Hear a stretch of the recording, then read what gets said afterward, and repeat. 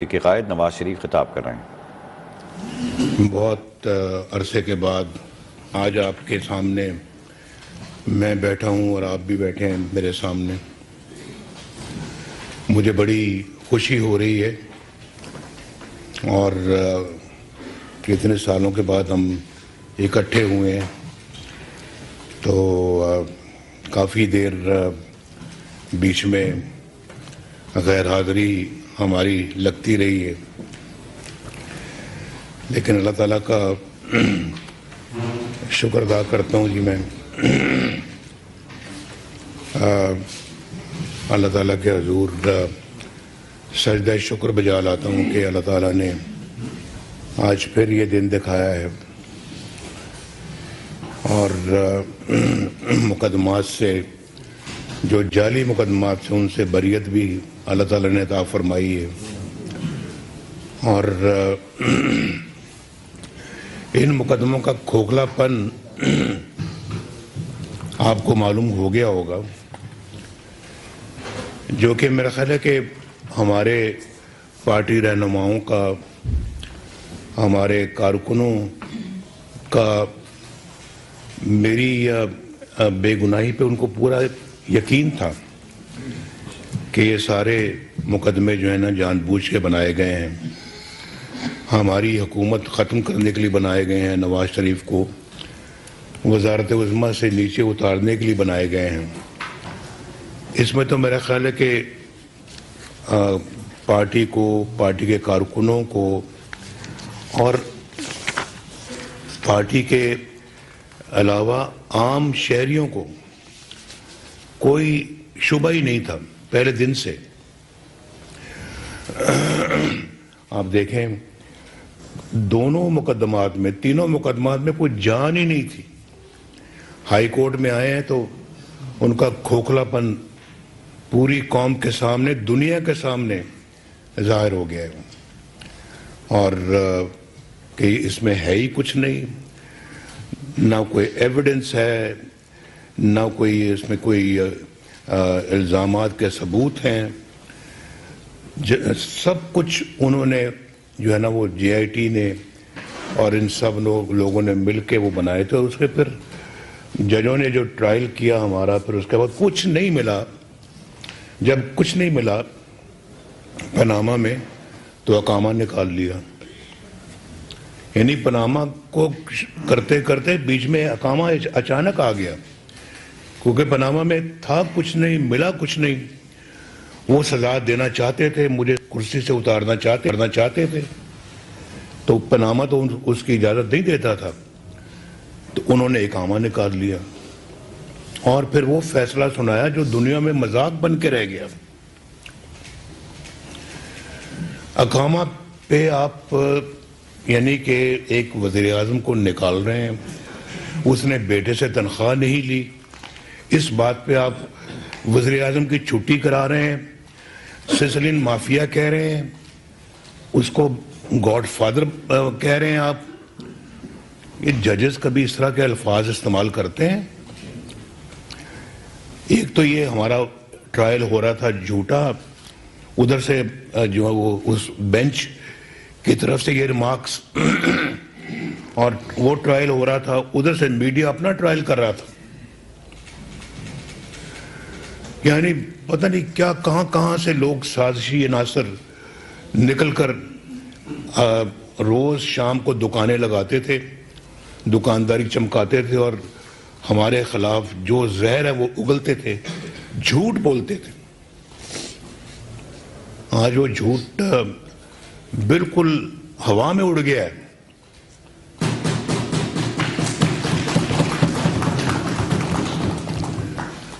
कल जब वहाँ में मैं था तो मुझे अपना जो है ना वो वहाँ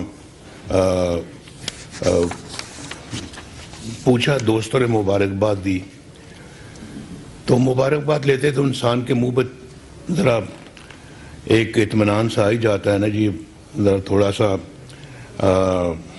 इंसान मुबारकबाद वसूल करता है तो वसूल भी अच्छे तरीके से करनी चाहिए।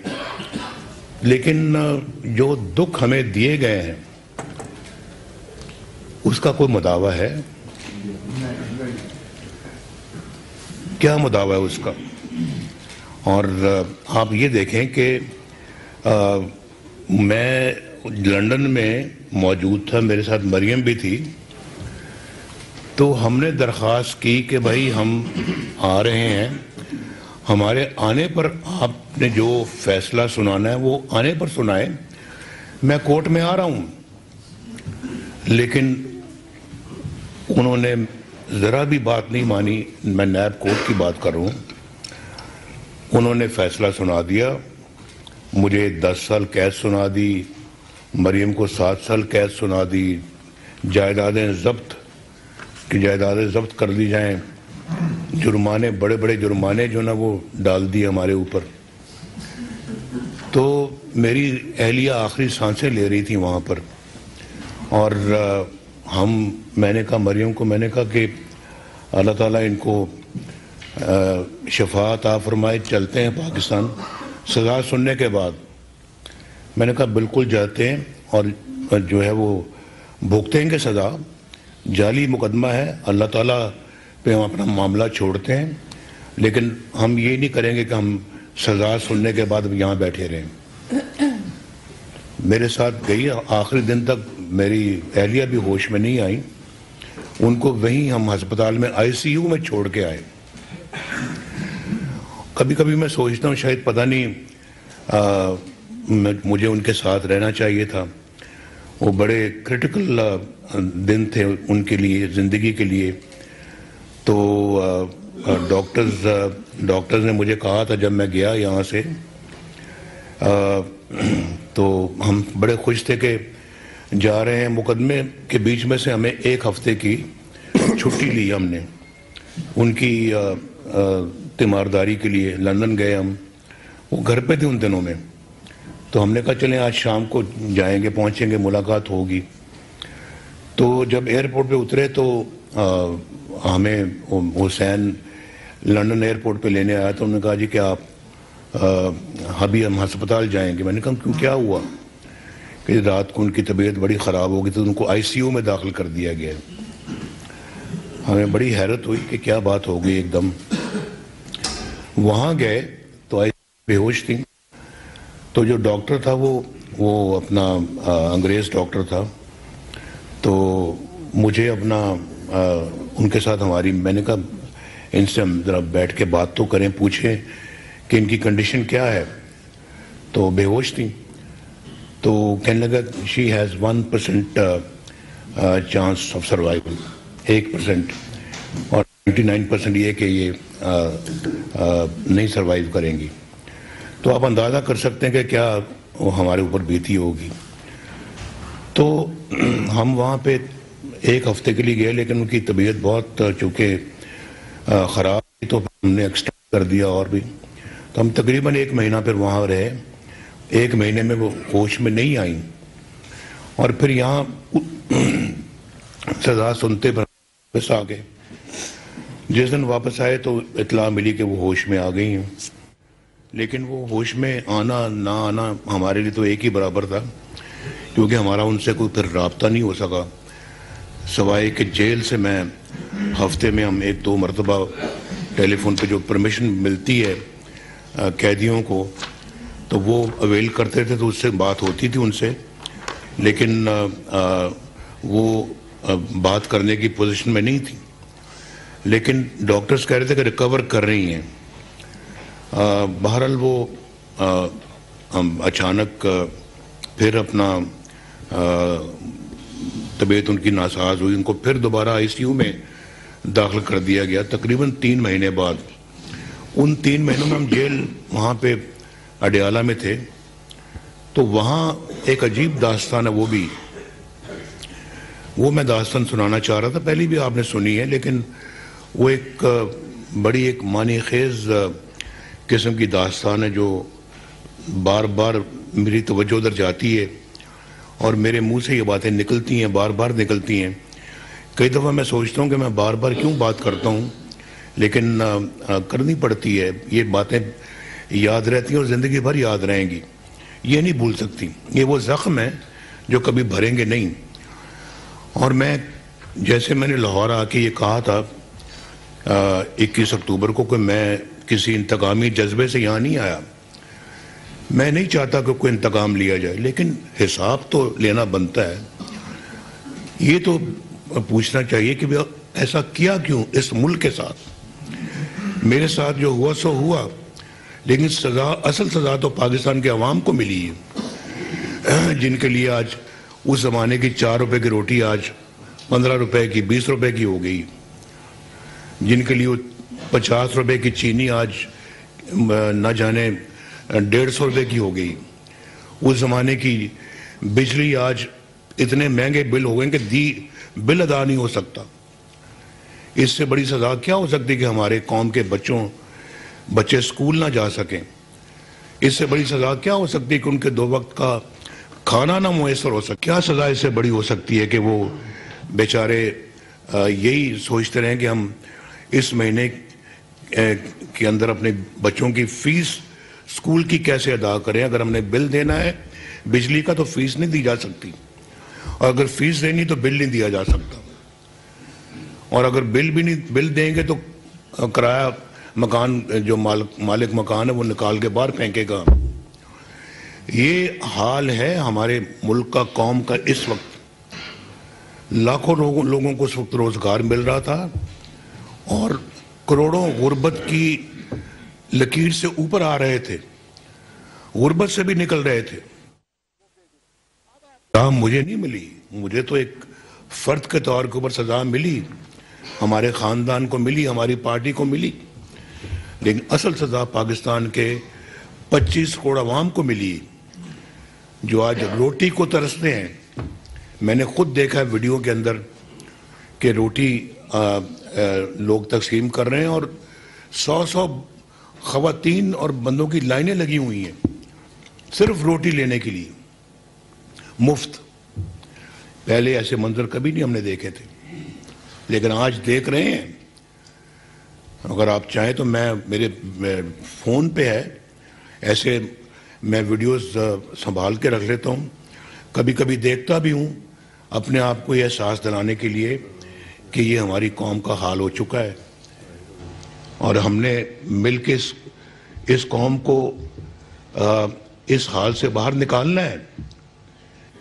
ये याद रखने के लिए और ये अपने आप को सबक सिखाने के लिए, अगर कहते तो मैं वो स्क्रीन पे मैं वो सीन्स आपको अभी दिखा सकता हूँ।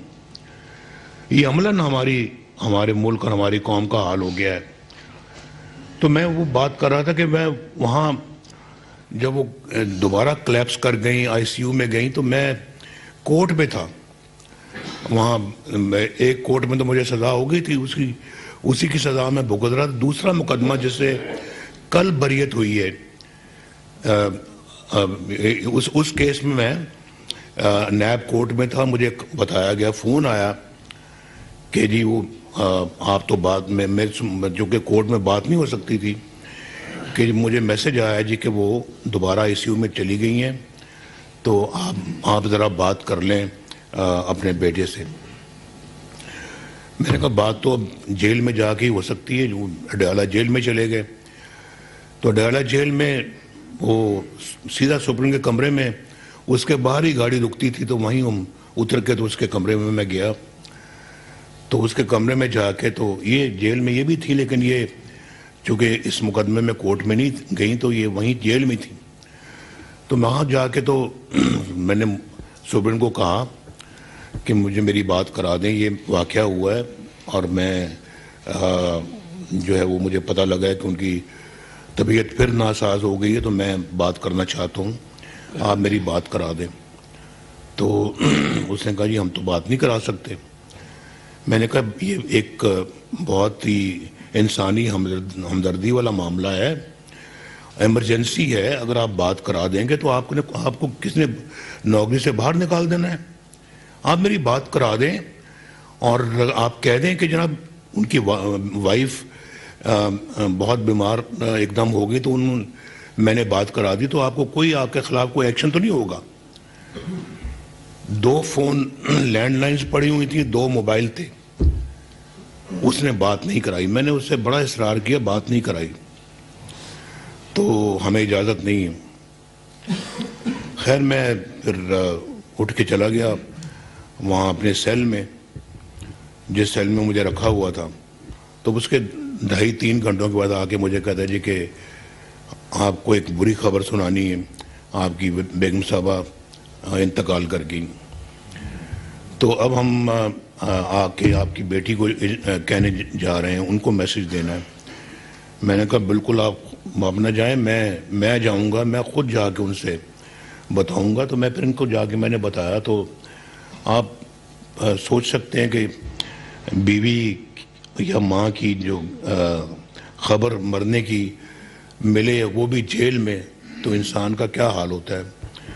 तो वो वहाँ पे मैंने जो शुरू में बात की थी, मैं कभी कभी सोचता हूँ कि शायद मैंने अपनी ज़िंदगी का पता नहीं सही ये फ़ैसला किया या नहीं सही किया कि मुझे उनके पास होना चाहिए था उस वक्त और उनकी तीमारदारी करनी चाहिए थी, और वहाँ मैं मौजूद होता तो शायद मुझे कम से कम मुझे तो सब्र आ जाता कि चलें ठीक है, मैंने अपना वक्त पूरा दिया इनको, लेकिन मैं वो भी नहीं दे सका। और यहाँ आके जो है ना जेल चले गए एक झूठे मुकदमे में, जिसका पोल कल खुला है, जिसका पोल कुछ दिन पहले खुला है कि कितना बड़ा फ्रॉड था, ये कितना बड़ा जुल्म था। और निकालना एक अकामे पे वज़ीर आज़म को, फिर उसके ऊपर मुकदमे दायर करने झूठे, वो भी उसी बेंच का ऑर्डर था कि इसके खिलाफ मुकदमे किए जाए, नवाज शरीफ के खिलाफ। ये नैब का अपना फैसला नहीं था, नैब को ये हुक्म सुनाया गया था। और उसके बाद फिर जज बिठा दिया, जिस जज ने मेरे खिलाफ फैसला सुनाया था, उस जज को बिठा, जस्टिस एजाजुल हसन को मॉनिटरिंग जज लगा दिया कि जी आप बैठें और आप सुपरवाइज करें सारे मुकदमे को, कार्रवाई को, और आपने मतलब ये कि जी आपने इंश्योर करना है कि नवाज शरीफ को सजा होगी और जल्दी से जल्दी होगी। वीकेंड्स पे भी कोर्ट लगा करेगी। इतनी जल्दी थी सजा सुनाने की कि वीकेंड्स में भी, और जज को छुट्टी भी लेने से मना कर दिया गया कि आपने ये काम करना है। ये इतनी बड़ी साजिश है इस मुल्क के खिलाफ जिसका आप अंदाजा नहीं कर सकते। ये इसलिए मैं बार बार ये बात करता हूँ। मैं कहता हूँ जी कि ये पाकिस्तान के खिलाफ और 25 करोड़ अवाम के खिलाफ ये एक्शन हुआ है, ये साजिश है, और 25 करोड़ अवाम को इसका नोटिस लेना चाहिए, पूरा नोटिस लेना चाहिए। मैं किसी इंतकामी जज्बे से ये बात नहीं कर रहा, लेकिन ये मामला बहुत सीरियस है। वो कौन लोग हैं जिन्होंने ये काम किया और क्यों किया, वजह पता लगनी चाहिए। मैंने तो जनरल बाजवा के खिलाफ कोई साजिश नहीं की, कभी नहीं की। ना मैंने कभी जनरल राहिल शरीफ के खिलाफ कभी साजिश की है, ना कभी किसी और के खिलाफ कभी कोई साजिश की है। हमने तो अपना काम किया है। हमने तो सड़कें बनाई हैं, मोटरवेज बनाई हैं, बिजली की लोड शेडिंग को ख़त्म किया है, एटमी धमाके किए हैं, दिफा को मजबूत किया है। ये JS-17 जो पाकिस्तान बनाता है फाइटर प्लेन, इस मुआहदे में मेरे दस्तखत हैं उस पर, चाइना के वज़ीर आज़म के और मेरे मौजूदगी में ही हमने एग्रीमेंट साइन किया वहाँ पे। और उसके बाद पाकिस्तान में CPEC हम लेके आए अल्लाह के फजल करम से। पाकिस्तान की तरक्की 6.3 पर लेके आए। फॉरेन एक्सचेंज रिजर्व्स तारीखी थे हमारे ज़माने में, और उसके बाद डॉलर को बांध के रखा हमने 4 साल। यहाँ तो एक घंटे में डॉलर ऊपर नीचे जाता है, 4 साल बांध के रखा। ये बैठे हैं जिन्होंने ये काम करके दिखाया है, डार साहब, पूछे इनसे कि पाकिस्तान की तरक्की। और फिर हमने IMF को खुदा हाफिज कहा। भाई सब रिकॉर्ड की बातें हैं, जिस IMF का आज इतनी सुबह शाम मिन्नतें करता रहा, हमने खुदा हाफिज कहा। ये बैठे हैं, पूछे पाकिस्तान की तरक्की, पाकिस्तान का बजट जहां जो डेवलपमेंट बजट है वो कहां से कहां ले गए हम। आपके इलाकों में जो सड़कें बनी हैं, जो मोटरवेज बनी हैं, 10-10 घंटे का सफर आज 3-3 घंटे में हो गया अल्लाह के फजल करम से। वो ऐसे ही हो गया, डिलीवर किया अल्लाह के फजल से हमने। और सब्जियां सस्ती, चीनी सस्ती, आटा सस्ता, घी सस्ता, गोश्त सस्ता, भाई हर चीज सस्ती। महंगाई कम से कम लेवल पे थी। हमारे जाने के बाद महंगाई को दुगना तिगना चौगना कर दिया। यानी चौगना क्या, यानी कि कीमतें कंट्रोल में नहीं रही।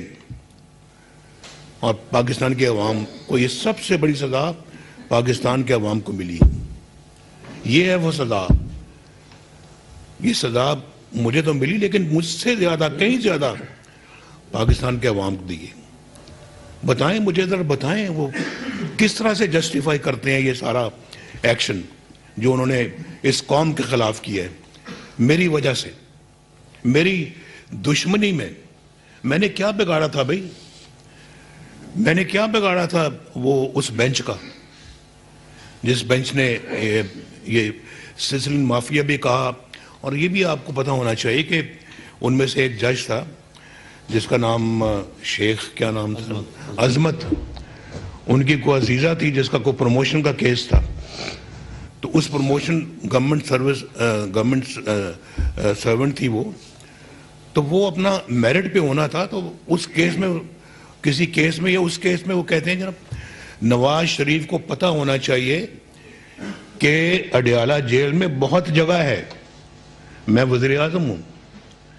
और एक जज साहब ये रिमार्क्स पास कर रहे हैं अपने मुल्क के वज़ीर आज़म के खिलाफ कि उनको पता होना चाहिए कि अडयाला जेल में बड़ी जगह है। तो उनकी ख्वाहिश तो उस वक्त से थी मुझे अडयाला जेल भेजने की। तो अगर इस माइंडसेट से लोग आएंगे तो फिर पाकिस्तान का यही हशर होगा जो हम देख रहे हैं। इसी तरह होता रहेगा, खुदा ना खास्ता होता रहा है। 1947 से ऐसा होता रहा है और ना जाने कब तक होता रहेगा अगर हमने सबक ना सीखा। ये बहुत अफसोसनाक बात है ये जो मैं आपके सामने कर रहा हूं। और ये जो ये इसको ये फेंक देने वाली बात नहीं है। जो मुल्को कौम ने जो कीमत अदा की है उसका हिसाब होना चाहिए। इंतकाम ना सही, मुझे इंतकाम से कोई गरज नहीं है। मैं जाती तौर पे मैं किसी को ना माफ कर सकता हूं, ना मैं किसी को अपना कोई राय दे सकता हूं। लेकिन जो कौम जिन्होंने कौम के खिलाफ इस तरह के काम किए, मुझे कोई हक नहीं पहुंचता कि मैं उनको कह दूं कि जनाब मैं भूल गया हूं। मैं नहीं भूल सकता। इसका जो इसका जिम्मेदार है उसका हिसाब लिया जाना चाहिए, वरना मुल्क के साथ ये तमाशा, ये खेल होता रहेगा, ये बंद नहीं होगा। ये मैं जो बातें कर रहा हूं ये बहुत इंपॉर्टेंट बातें हैं और अपनी ज़ात के लिए बिल्कुल नहीं कर रहा। आप ये तवक्को करें भी ना कि 3 दफ़ा वज़ीर आज़म बनने के बाद मैं अपनी ज़ात के लिए कोई बात करूंगा। मुझे अब आज अगर कोई चीज़ अजीज़ है तो सिर्फ पाकिस्तान है, इसके 25 करोड़ अवाम है, उनकी वेलफेयर है, उनकी खुशहाली है। उसकी खुशहाली को अगर कोई बदहाली में बदलता है तो मेरा सबसे बड़ा दुश्मन वही है, इस कौम का दुश्मन वही है। तो मुझे उसको माफ करने का कोई इख्तियार नहीं। तो इंशाअल्लाह 8 फरवरी को अवाम पर मुश्तमिल अब सबसे बड़ी JIT बनेगी इंशाअल्लाह। JIT भी बनेगी और सबसे बड़ी अदालत भी बनेगी। तो इंशाअल्लाह वो फिर तारीखी फैसला देगी और हमें अपना जो है ना, ये बातों को बड़े गौर से सिर्फ सुनना नहीं चाहिए, अपने पल्ले पल्ले बांधनी चाहिए कि ये है हमारे मुल्क की तबाही की वजूहात, और हमने अपने मुल्क को ऐसे हाथों में नहीं छोड़ना कि जो खेल खेलें मुल्क उसका शिकार होता फिरे, बिल्कुल नहीं, वरना इस तरह के खलंडरे आते रहेंगे और पाकिस्तान की तबाही और ज़्यादा बढ़ाते रहेंगे। तो बस मैं जी इतनी आज बात करना चाह रहा था। मुझे जहाँ इस बात का इत्मीनान है कि इन झूठे मुकदमों से मुझे अल्लाह ताला ने बरी फरमाया है, तो आप देख लें कि कितनी जल्दी ये वो फैसले रिवर्स हुए हैं। और कल कोर्ट में अगर आप कोर्ट की अगर आपने कार्रवाई सुनी हो तो उन्होंने बिल्कुल यानी कि साफ साफ कह दिया कि यहाँ तो कोई एविडेंस ही नहीं है, कुछ भी नहीं है, कोई सबूत ही नहीं है, कोई कागजात ही नहीं है, सारी एक साजिश के तहत। उन्होंने तो नहीं कहा, लेकिन मैं कह रहा हूँ और दुनिया भी कह रही है, एक साजिश के तहत ये सारे मुकदमात बनाए गए और पाकिस्तान के 25 करोड़ अवाम के नुमाइंदे को धक्के दे के वजारत उज़्मा से बाहर निकाला गया और जेलों में डाला गया। उसके खानदान को भी स्पेयर नहीं किया गया, उसकी बेटी को उसकी आंखों के सामने गिरफ्तार किया गया। जब नैब मरियम नवाज शरीफ को लेकर, तो मैं सामने बैठा हुआ था, मैं देख रहा था जब वो इसको अरेस्ट करने आए थे। मैं कोट लखपत जेल में था मैं, और मुझे घर से मिलने आई थी, मेरे लिए खाना लेके आई थी, और अभी हमने खाना शुरू भी नहीं किया तो इसको वहाँ से वो अरेस्ट करके ले गए। ये मेरे दाएं बाएं सब बैठे हुए हैं जो जेलों में रहे। अब बताएं इस बंदे का क्या कसूर है? शरीफ आदमी है ये, और बचपन से मेरे साथ रहा है। मैं तो इसकी किसी बुराई से वाकिफ नहीं हूँ, ना ये बुरा आदमी है। मेरे भाई शहबाज शरीफ, उनका मेरा भतीजा, ये आज बाहर से आया, इनकी वालदा साहबा बीमार थी। कितने साल रहे हमजा तुम? 2 साल जेल में। बताएं जरा, क्या कौन सा इसके पास सरकारी ओहदा था? क्या था इसके पास? 1999 में मेरा बेटा हुसैन, उसके पास कौन सा ओहदा था? 1 साल बल्कि 14 महीने मुशर्रफ की जेल में रहा वो। कौन सा ओहदा था उसके पास? क्या कौन सी वजारत थी? कौन सी उसके पास, कौन सा मशीर था वो? इसके पास कौन सा ओहदा था मरियम के पास? ये कौन सी को मेरी वजीर या मशीर थी? ये क्या है सब कुछ? ये सिक्काशाही है, इसको सिक्काशाही कहते हैं। और आप अपना जो दिल में आए वो कर गुजरे। आप ऐसे मुल्क तो नहीं चलते, ऐसे तो घर नहीं चलते, खानदान नहीं चलते, तो मुल्क क्या चलेगा? मुस्लिम लीग नून के कायद मोहम्मद नवाज शरीफ, जो दिल में आए करो, ऐसे मुल्क नहीं चलते, न घर चलते हैं। सिसिलियन माफिया गॉड फादर कहा गया मुझे, कहां से साजिशी अनासर निकल कर रोज शानदारी चमकाते थे।